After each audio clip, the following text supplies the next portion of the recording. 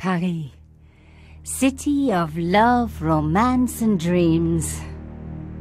So they say. I used to say it too.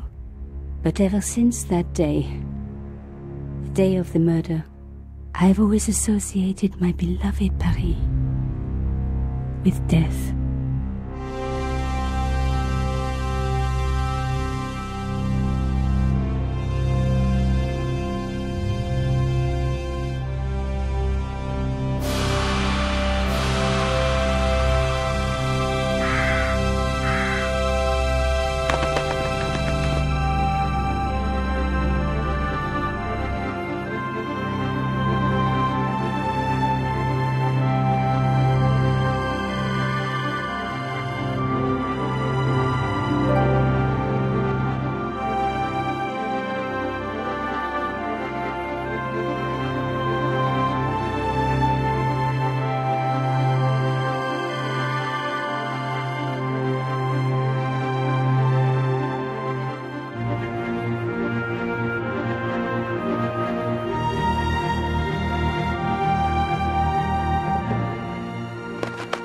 I was at home having a bath when my editor called. Collard, get your ass over to the Palais Royal now. You got an interview. With Pierre Carshams. Yes, the Pierre Carshams. No photos, so leave your gear at home. He asked for you personally. Don't ask me why. Anyhow, this could be big, so if he makes a pass, don't forget. Just smile, say yes, and keep taking notes. So charming and so very apt. Pierre Carshams was a media king, a national hero, and one of the most infamous adulterers in Europe.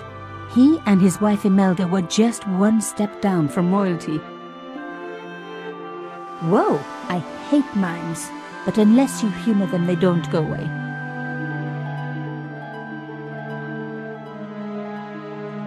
Here I was, the palace of the Media King and the Ice Queen. I pressed the doorbell and set in motion a chain of events which would change my life forever. Yes? What is it? Madame, my name is Nico Collard. I'm here to see Monsieur Carshams. Come up, we're on the first floor.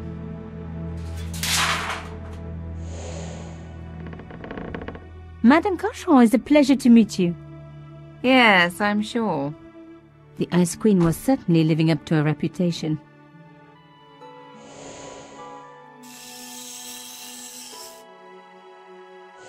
Will you be staying for the interview? Mademoiselle, I know little of my husband's business affairs, and I care even less. I certainly have no intention of watching him pore over yet another pretty little journalist. Pretty? You're too kind, madame.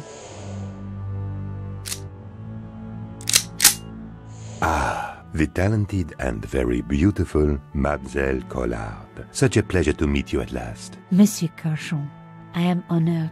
Oh, I'm sure you are. Call me Pierre, please. But I do not flatter you idly. I was a friend of your father. He was a great man. My father? He never mentioned. He and I were very close. And then his death. So tragic. I must... Imelda, your damned cat's in my study again. Another Ming vase, I suppose. Excuse me for one moment, my dear girl. You journalists are getting younger each year. Perhaps it's the rest of the world getting older, madame. That was no cat. My God, what? Monsieur Carshams!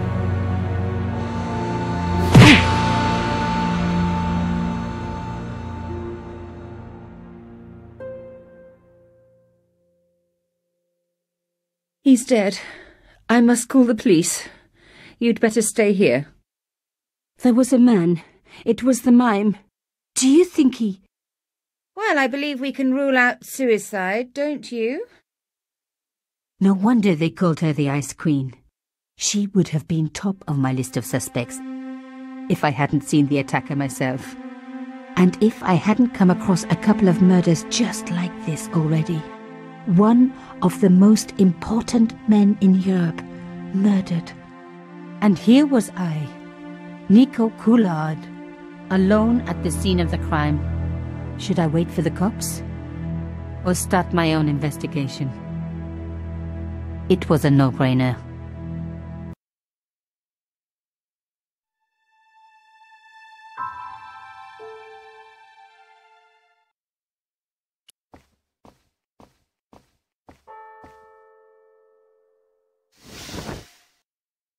A small round piece of glass had been cut out of the pane. This was a professional job.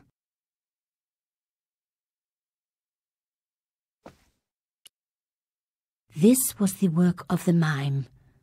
Unless the cat was in on it too. Your original 18th century high-security window handle.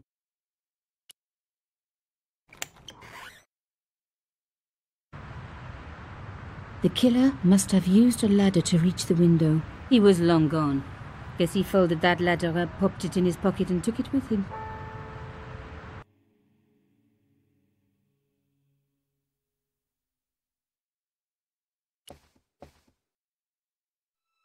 Mimes and guns don't usually go together, but I had an idea that this was no ordinary mime. I'd come across this murderer before. At least that's what I'd called him. Some people hate searching corpses for clues. Me, I'm okay with it. Reminds me of an old boyfriend. It was one of my hair clips. My favorite, in fact. It must have fallen when I was knocked down. His lifeless eyes stared blankly at nothing. I closed his eyes. It was the least I could do for the poor fellow. I opened his eyes. Best to leave the crime scene as I found it.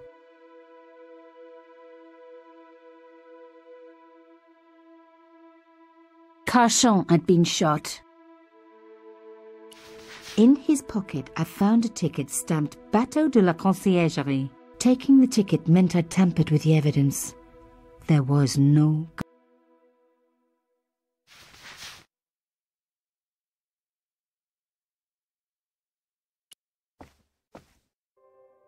The police could turn up at any minute. Somewhere there were clues to the murder, and I needed to find them.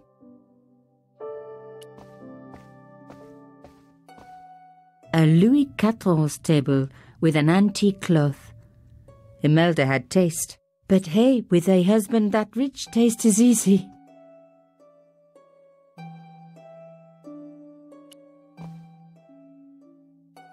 I reckoned that cloth might just turn out to be useful.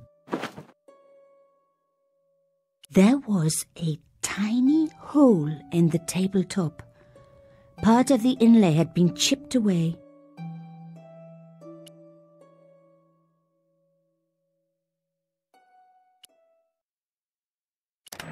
Aha!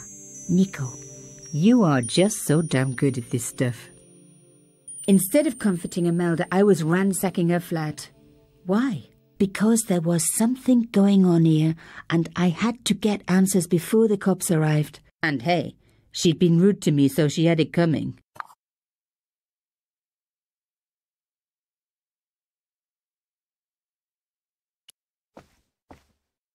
Imelda had talent. But I certainly wasn't going to tell her that.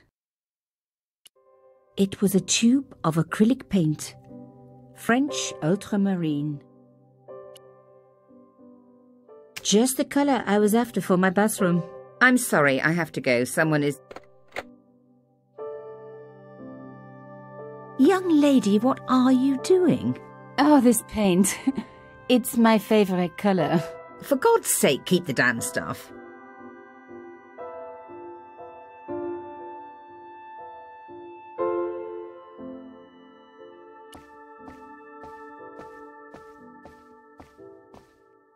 Imelda looked shocked, but still every bit as hostile.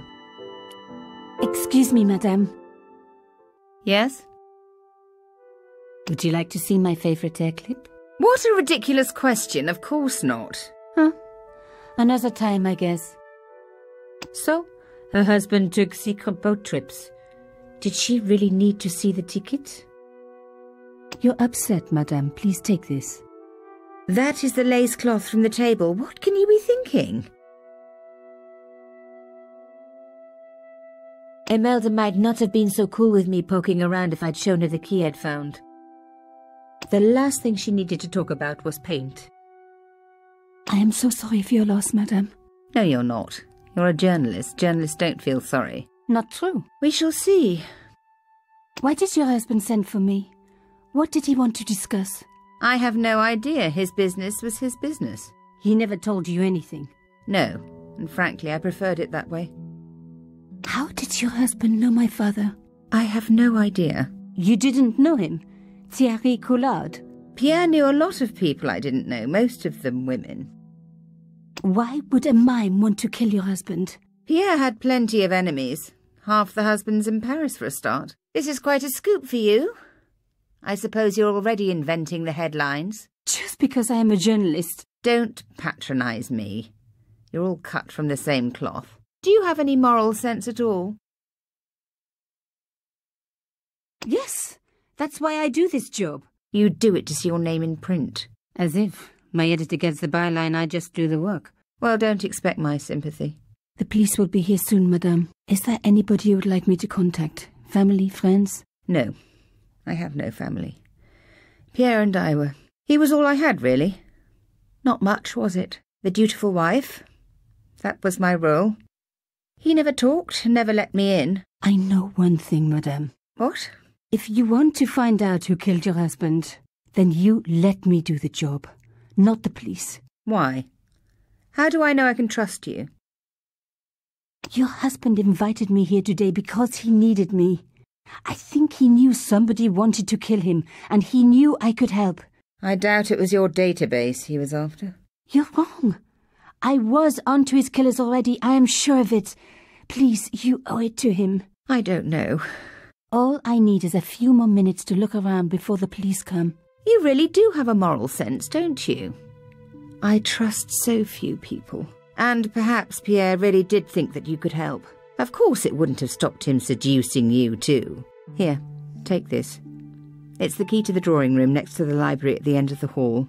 It was Pierre's room. I rarely went in there. I couldn't. I was too scared of what I might find. Thank you. I promise you won't regret this.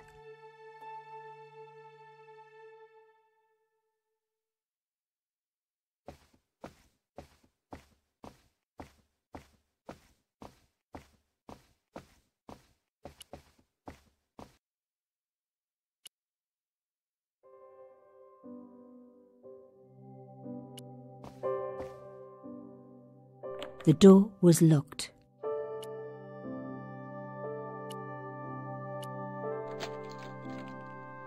Now we were getting somewhere.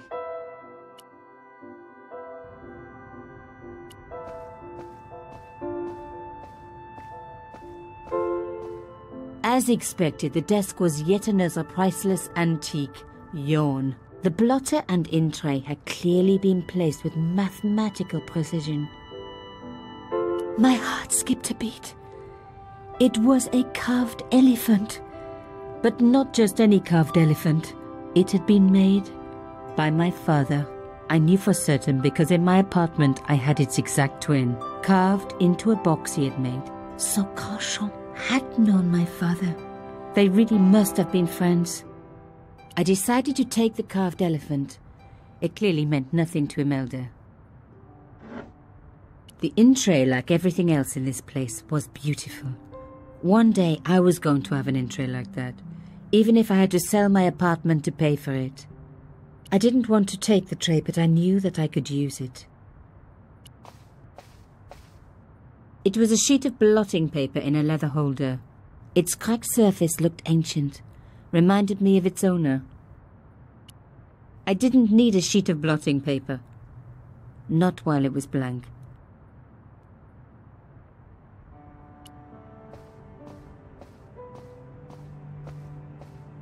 The painting showed the Carshams together, in love. As the poet said, the past is a different country. Or did I read that in a fortune cookie? Aha! There was a small button hidden in the picture frame. There was the very faintest of clicks.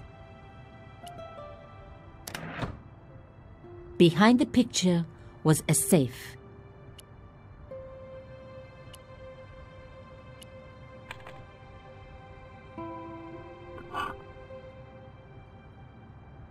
There was a strange stone cylinder in the safe. In the safe was some kind of artifact. There were strange symbols on its surface. It looked like the printer's blocks I'd made at art school. If there was one thing I'd learned about symbols, they are always important. But these symbols scratched into stone were impossible to read. I needed to find a way of printing them. At least the stone was round. But what could I use for ink? And what could I print on? Sure, I was stealing, but I knew Imelda didn't know about the artifact, and Carshams was past carrying.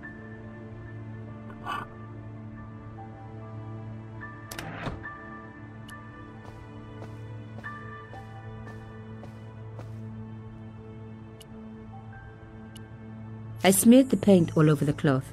When I do messy, I really like to put my heart into it. I hoped this was going to help. They don't make lace like that anymore. I wiped the paint-covered cloth over the surface of the stone cylinder. It took me right back to art class at school. And Maurice, my gorgeous art teacher. Such a shame they had to fire him. Ah well, concentrate, Nico, concentrate.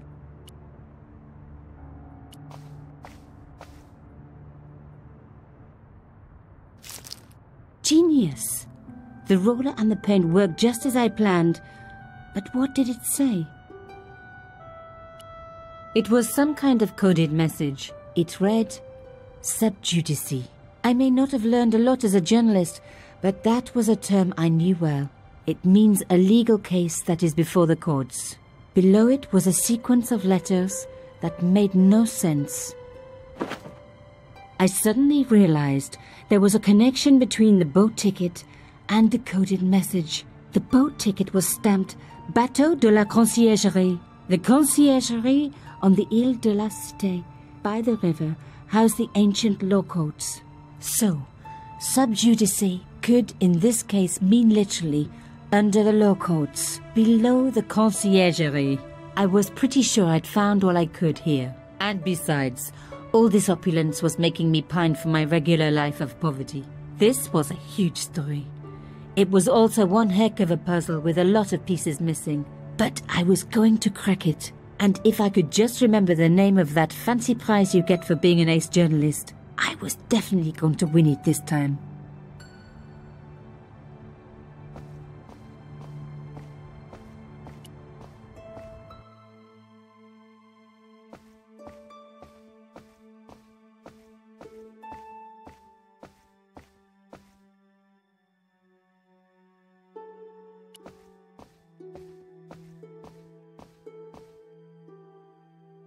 Did you find anything useful? This carving, do you know anything about it? It was Pierre's. What does the statue have to do with... Please, I need to know. He was given it by a friend, something to do with Africa. He never explained any more? No, but I think it was important to him, always on display. Why? It was carved by my father. Oh, I see. I didn't know. Imelda, I will do everything I can to find the killer. Thank you, my dear. And if the police ask... Don't worry. You were never here. Sub judice was the key. I was going to have to find a way under the conciergerie. I decided to head straight for the quayside on the Ile de la Cité. If there was a way of getting under the conciergerie, it would have to be from there.